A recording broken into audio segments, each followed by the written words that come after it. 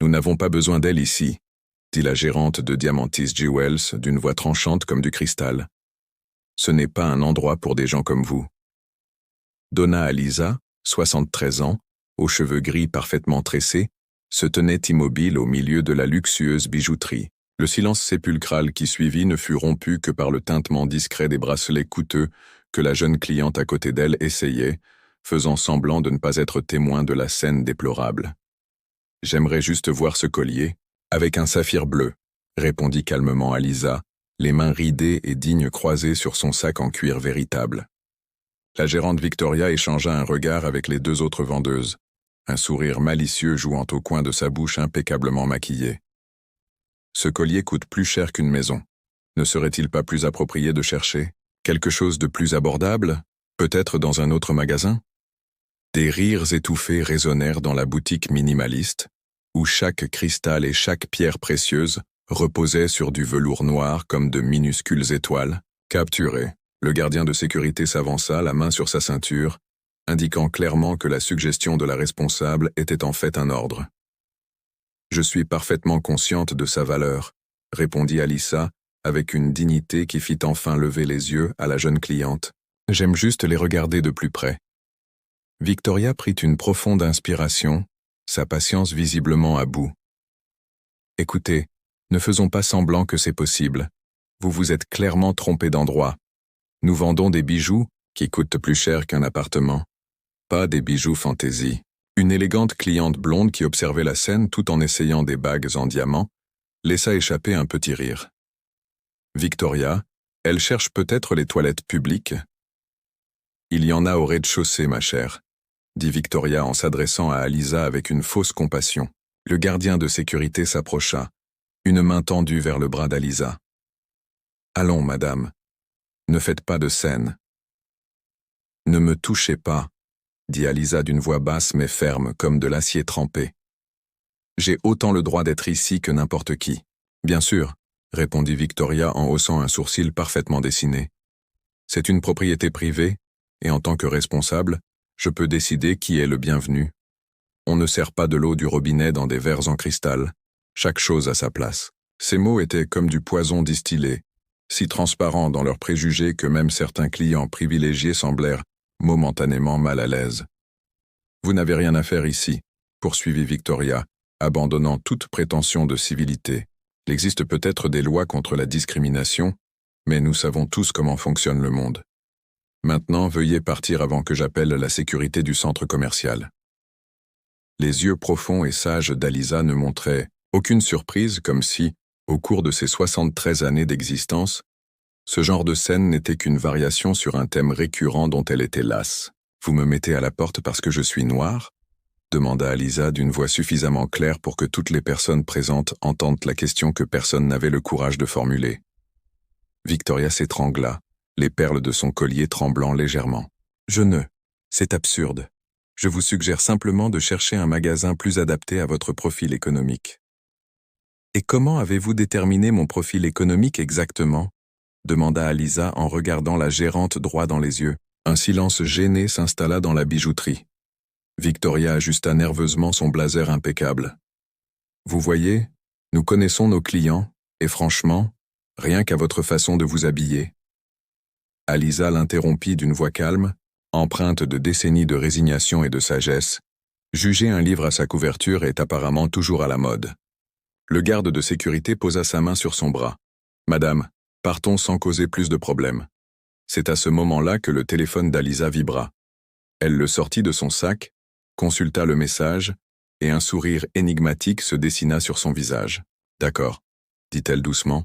« Je vais sortir, mais laissez-moi juste vous informer que mon fils arrive. » Victoria rit, soulagée de voir que la situation allait se résoudre. « Bien sûr, dites à votre fils qu'il sera le bienvenu dans un autre magasin. » Alors qu'elle était escortée vers la sortie, Alisa conservait une dignité absolue. Devant la vitrine, elle s'arrêta et regarda à travers le verre cristallin Victoria, qui s'occupait déjà de la cliente blonde avec des sourires exagérés.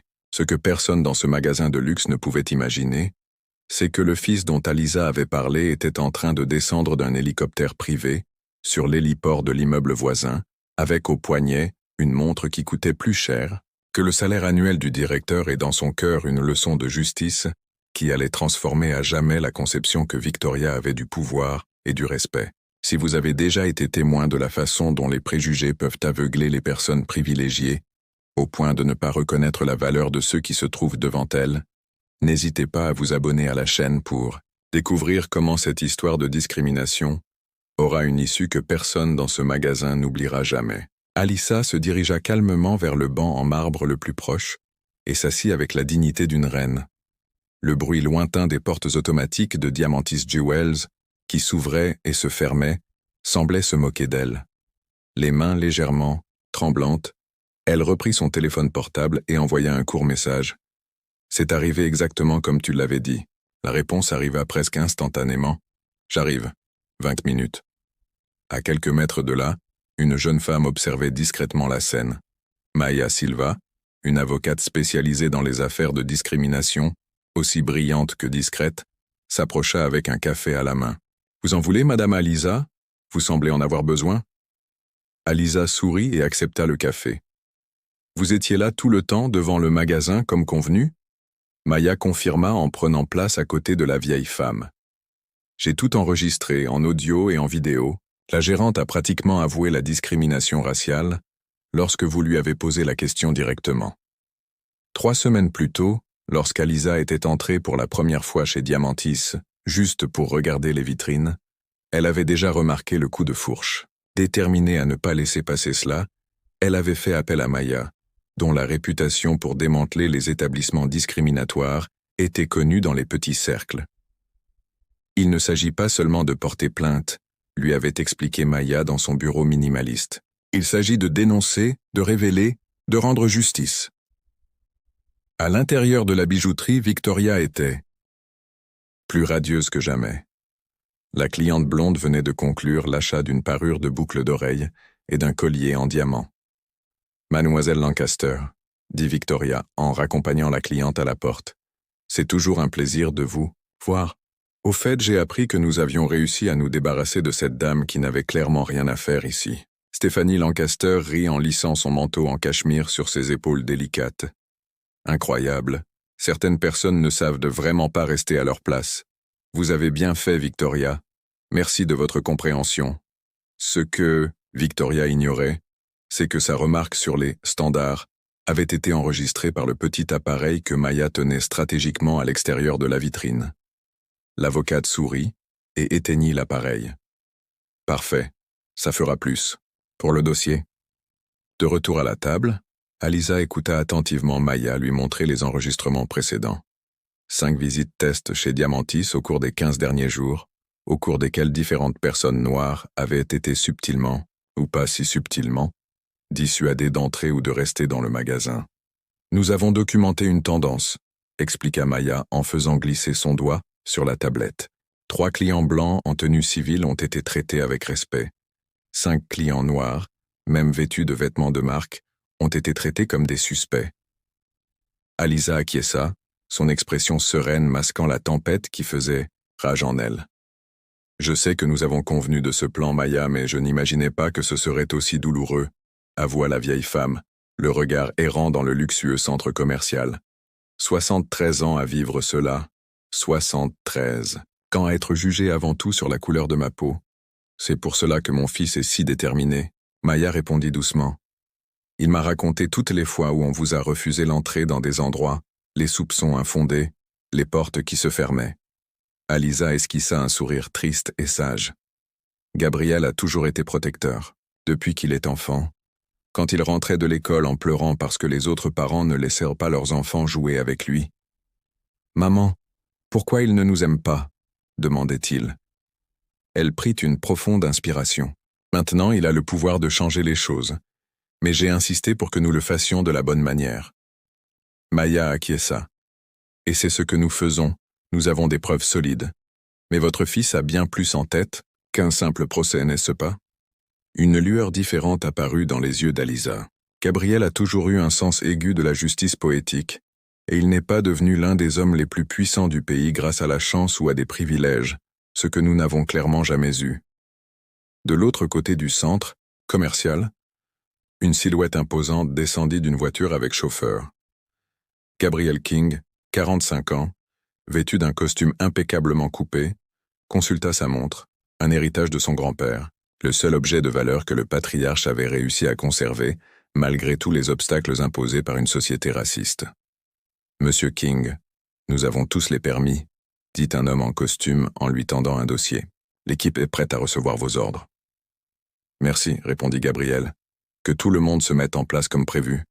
Je veux que les médias soient là dans 45 minutes, ni plus tôt ni plus tard. » Gabriel marchait, avec l'assurance de quelqu'un qui avait bâti un empire à partir de rien. Ce que Victoria et les employés de Diamantis ignoraient, c'est que 2 mois plus tôt, le conglomérat King Enterprises avait secrètement acquis 70% des parts de la chaîne de bijouterie, une opération discrète qui allait devenir le séisme le plus commenté de l'année dans le monde des affaires. Dans la mallette qu'il transportait se trouvaient non seulement les documents de propriété, mais aussi l'historique des multiples plaintes pour discrimination que l'entreprise avait enterrées grâce à des accords confidentiels au cours des 2 dernières décennies et qui avaient toutes été mises au jour lors du processus d'acquisition. Ce qui avait commencé par la visite de sa mère dans une bijouterie était sur le point de se transformer en une leçon sur le pouvoir, la justice et les conséquences que personne dans ce magasin n'oublierait jamais. Alors que Gabriel s'approchait, Victoria continuait de se vanter auprès de son cercle de clients privilégiés, complètement inconsciente de la tempête qui allait la frapper de plein fouet. Gabriel King franchit les portes vitrées de Diamantis, Jewels avec la détermination d'un juge sur le point de prononcer une sentence. Le brouhaha des conversations cessa instantanément. « Bienvenue chez Diamantis, monsieur », dit Victoria en s'avançant avec un sourire obséquieux. « Comment puis-je vous aider aujourd'hui ? Nous avons reçu quelques pièces exclusives. » Gabriel ignora complètement la main tendue de Victoria. Son regard balaya méthodiquement l'espace, enregistrant chaque détail, chaque employé. Quand il prit enfin la parole, sa voix était aussi contrôlée que de l'acier trempé. « Je cherche une dame âgée qui était ici il y a quelques minutes, Madame Alissa Santos. » Victoria cligna des yeux, perplexe. Son sourire vacilla un instant. « Ah, elle. Je suis désolé de vous dire que nous n'avons pas pu nous occuper d'elle correctement. Nous lui avons conseillé de chercher un établissement plus compatible avec ses attentes. » « Compatible avec ses attentes ?» Gabriel répéta lentement, comme s'il savourait chaque syllabe. « Et comment avez-vous déterminé exactement quelles étaient ses attentes ?» La responsable ajusta nerveusement son collier de perles. « Eh bien, c'était une question d'évaluation professionnelle. J'ai tout de suite compris qu'elle n'avait pas les moyens d'acheter nos bijoux chez Diamantis. Nous avons une image à respecter. » « Une image ?» Gabriel l'interrompit d'une voix plus ferme. « Sur la base de son apparence ?» Victoria recula d'un demi-pas, réalisant trop tard qu'elle s'aventurait en terrain dangereux. À ce moment-là, Maya Silva et Alisa entrèrent dans la boutique. D'un geste discret, Gabriel fit signe à un homme dans le couloir du centre commercial. Quelques secondes plus tard, 2 agents de sécurité de l'entreprise se placèrent discrètement à l'entrée de la boutique tandis qu'une équipe équipée de caméras professionnelles apparaissait à l'extérieur. « Que se passe-t-il » demanda Victoria, son ton passant de la condescendance à l'inquiétude. Gabriel sortit une enveloppe de la poche intérieure de sa veste. « Victoria Mendes, directrice de Diamantis Jewels depuis 7 ans, n'est-ce pas ?» Elle acquiesça, pâlissant. « Permettez-moi de me présenter officiellement, » poursuivit Gabriel. « Je suis Gabriel King, PDG de King Enterprises et depuis le mois dernier, actionnaire majoritaire de la chaîne Diamantis. » Le silence qui suivit était presque palpable. Les clients privilégiés restèrent figés sur place tels des statues de luxe. « Cette dame, » dit Gabriel en désignant Alisa, « que vous avez jugé bon d'expulser de cet établissement est ma mère. » Victoria vacilla et dut s'appuyer contre le comptoir. Son visage perdait ses couleurs à vue d'œil. « Monsieur King, je ne savais pas. C'était un malentendu. » « Un malentendu ?» répéta Gabriel d'une voix dangereusement douce. « C'est intéressant que vous mentionniez cela. » D'un geste, Maya s'avança avec une tablette. « Nous avons recensé 27 incidents, similaires au cours des 3 derniers mois dans cette seule succursale. » Dit Maya, des clients noirs systématiquement dissuadés d'entrer, surveillés de manière excessive ou directement priés de partir, certains vêtus de vêtements de marque et munis de cartes noires. Victoria avait l'air d'avoir vu un fantôme. Ce n'est pas. Nous avons juste. Vous aimeriez peut-être entendre ses propres mots, suggéra Gabriel en faisant signe à Maya, qui tapa sur la tablette. La voix cristalline de Victoria résonna dans le magasin. Nous avons une image à préserver. Nous ne pouvons pas laisser entrer n'importe qui et effrayer notre clientèle élitiste. À l'extérieur, des caméras filmaient chaque instant. Qu'est-ce que c'est? Murmura-t-elle horrifiée. La transparence, répondit simplement Gabriel. Quelque chose dont cette entreprise a désespérément besoin. D'un geste calculé, il sortit un mince dossier portant le logo de l'entreprise de l'enveloppe. Au vu des événements documentés, vous êtes officiellement licencié de Diamantis avec effet immédiat, poursuivit-il. Et je dois vous avertir que votre comportement discriminatoire fait l'objet d'une enquête judiciaire. Vous ne pouvez pas faire ça, s'écria Victoria, perdant enfin son sang-froid. Je peux, et je l'ai déjà fait, répondit Gabriel en désignant les agents de sécurité. Veuillez raccompagner Madame Mendes afin qu'elle récupère ses affaires. Alors que Victoria était escortée hors du magasin, Gabriel se tourna vers les autres employés, qui observèrent la scène avec stupéfaction. À compter d'aujourd'hui, Diamantis fait l'objet d'une restructuration complète. Tout employé qui approuve ou pratique la discrimination sera immédiatement licencié. Et pour démontrer notre nouvel engagement en faveur de l'inclusion, il marqua une pause significative, la regardant droit dans les yeux. Ma mère sera la nouvelle consultante en diversité et inclusion de l'entreprise, avec le pouvoir de mettre en œuvre les changements nécessaires dans toutes les succursales. Alisa sourit avec le même sourire serein et sage qu'elle avait gardé lorsqu'elle avait été humiliée, mais il y avait maintenant quelque chose de plus. La certitude que justice avait été faite. Dehors, Victoria observait la scène à travers la vitre, les yeux remplis de larmes, non pas de regret, mais d'humiliation pure. Son téléphone sonnait déjà sans discontinuer, ses amis et connaissances regardant la retransmission en direct de sa chute. Personne n'aurait pu imaginer que ce moment de justice ne serait pas seulement un règlement de compte personnel entre une femme âgée victime de discrimination et un directeur plein de préjugés. Le plan méticuleux de Gabriel et Alisa commençait tout juste à se dérouler, et ses conséquences allaient provoquer des vagues de transformation qui s'étendraient bien au-delà des murs cristallins de Diamantis Jewels. 6 mois s'étaient écoulés depuis ce jour fatidique chez Diamantis Jewels. Le magasin qui était autrefois un symbole d'exclusion élitiste affichait désormais une atmosphère radicalement différente. Dans les vitrines, à côté des pièces luxueuses, de petites plaques racontaient l'histoire d'artisans issus de différentes origines ethniques. Au comptoir principal, où Victoria régnait autrefois avec arrogance, une équipe diversifiée servait les clients avec un respect sincère. Alisa Santos parcourait les allées de la bijouterie avec la même dignité sereine qu'elle avait affichée lors de cette journée humiliante. Mais désormais, le personnel l'accueillait avec des sourires sincères et un respect authentique. En tant que consultante en diversité et inclusion, elle avait non seulement transformé Diamantis, mais aussi influencé des changements dans tout le réseau de boutiques de luxe du groupe King. Donna Alisa, les chiffres du dernier trimestre sont arrivés, y annonça Maya, qui occupait désormais le poste de directrice juridique des pratiques éthiques du conglomérat. Les ventes ont augmenté de 37% depuis la mise en place de notre programme de formation. Alisa sourit en feuilletant le rapport. Il ne s'agissait pas de punir, mais de transformer, commenta-t-elle en observant un groupe de jeunes talents issus de communautés périphériques suivre la formation en joaillerie qu'elle avait créée. Les médias avaient baptisé cet incident l'affaire Diamantis, un tournant qui avait contraint le marché du luxe à se confronter à son racisme structurel. Le reportage en direct de ce jour-là était devenu viral, atteignant des millions de vues et déclenchant un débat national sur la discrimination dans le commerce de détail haut de gamme. Pendant ce temps, Victoria Mendes était confrontée à un avenir très différent de celui qu'elle avait prévu. Son nom était devenu tellement toxique sur le marché qu'aucune marque de luxe ne voulait prendre le risque de l'embaucher.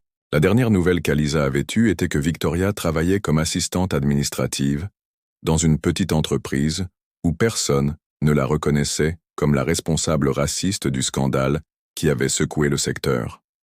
Un matin, Gabriel King entra chez Diamantis avec un petit paquet. Il trouva sa mère en train d'accueillir un nouvel employé. « Le collier de saphir que tu voulais voir l'autre jour », dit-il en tendant le coffret en velours à Alisa. « J'ai pensé que ce serait un cadeau approprié pour célébrer le premier anniversaire de ton programme. » Alisa ouvrit le coffret et découvrit le magnifique collier de saphir. « C'est magnifique, mais tu sais bien que ce n'est pas le bijou qui m'importe. »« Je sais, » répondit Gabriel en souriant. C'était pour la dignité, le respect et le droit d'être traité comme un être humain, quelle que soit la couleur de ta peau. Dans son élégant bureau situé au dernier étage de l'immeuble de l'entreprise, Alisa conservait un tableau avec une photo d'elle assise sur ce banc du centre commercial, quelques instants après avoir été expulsée du magasin.